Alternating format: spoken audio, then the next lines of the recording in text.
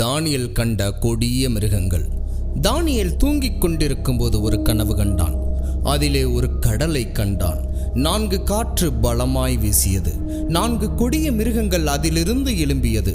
முதலாவது கழுகின் சிறகுகளுடைய சிங்கம், இரண்டாவது 3 விலா எலும்புகளை கவ்விக்கொண்டிருந்த கரடி, மூன்றாவது 4 சிறகுகளுடன் 4 தலைகள் கொண்ட சிவிங்கி, நான்காவது 10 கொம்புகளை உடைய கெடியும் பயங்கரமான மிருகம்.